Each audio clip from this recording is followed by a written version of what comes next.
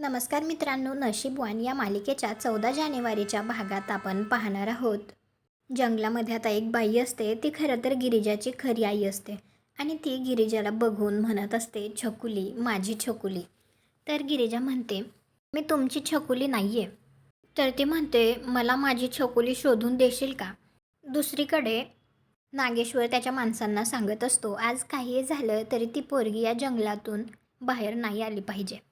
इकडे गिरिजा त्यांना म्हणत असते, तुमची छकुली हरवली, ती कशी हरवली?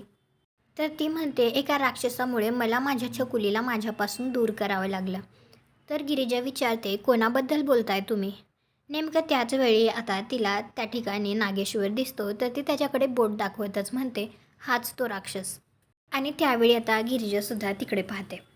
तुम्हाला हा भाग कसा वाटला ते कॉमेंट करून नक्की सांगा. व्हिडिओला लाईक करा, आपल्या मराठी मालिका चॅनलला सबस्क्राईब करा. भेटू पुढील भागात.